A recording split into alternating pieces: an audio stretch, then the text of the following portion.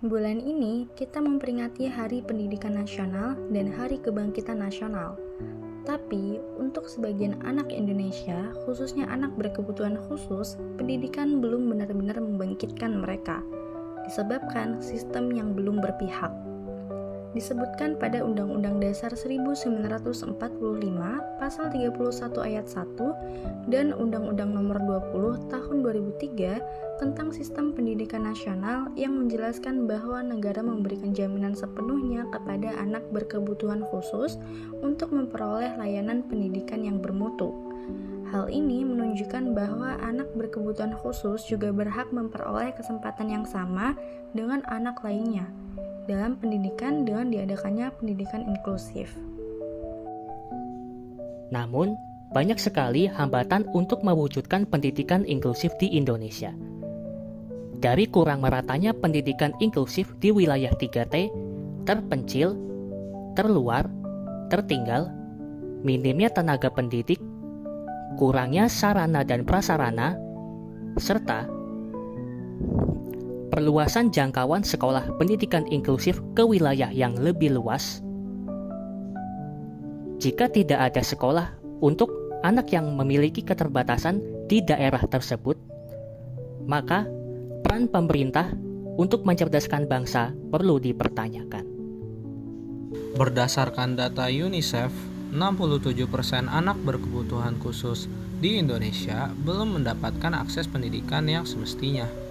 Hal ini juga disebabkan karena kurangnya dorongan orang tua untuk menyekolahkan anaknya juga menjadi masalah.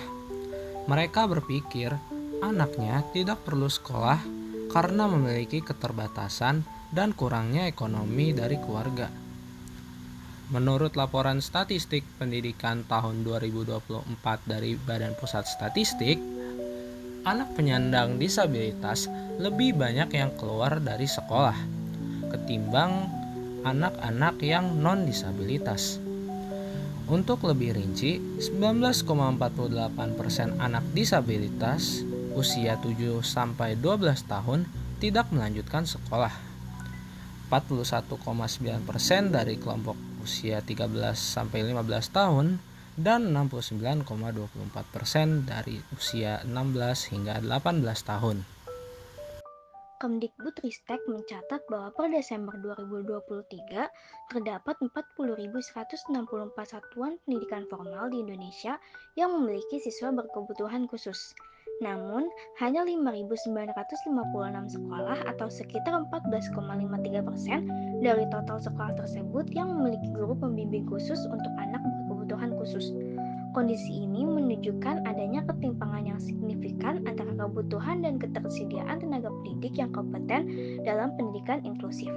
Selain itu, hambatan utama dalam pelaksanaan pendidikan inklusif meliputi minimnya sarana dan prasarana yang mendukung, keterbatasan kompetensi guru dalam mengajar anak berkebutuhan khusus, serta stigma sosial yang masih melekat di masyarakat.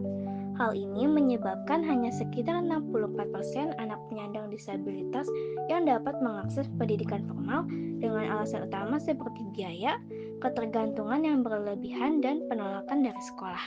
Berdasarkan data yang ada dapat disimpulkan bahwa terdapat ketimpangan yang sangat signifikan antara regulasi mengenai pendidikan inklusi dengan kondisi nyata di lapangan. Meskipun regulasi telah mengamanatkan hak yang setara bagi penyandang disabilitas untuk memperoleh pendidikan, kenyataannya hanya sekitar 64% dari mereka yang mendapatkan akses sekolah. Rendahnya angka partisipasi disebabkan oleh berbagai faktor seperti keterbatasan biaya, fenomena learning helplessness, serta adanya penolakan dari pihak sekolah. Situasi ini jelas menunjukkan bahwa implementasi regulasi masih jauh dari harapan. Oleh karena itu, perlu adanya perhatian serius dari seluruh elemen masyarakat, terutama pemerintah, untuk melakukan evaluasi menyeluruh terhadap program-program pendidikan inklusif yang telah berjalan. Selain itu, dorongan pengembangan sekolah inklusif harus dilakukan agar akses pendidikan yang layak dan merata dapat dirasakan hingga di daerah-daerah tertinggal serta terdepan dan terluar atau 3T. Dengan upaya yang berlanjut dan kolaborasi seluruh pihak, diharapkan ketimpangan ini dapat diminimalisir sehingga setiap anak tanpa terkecuali dapat menikmati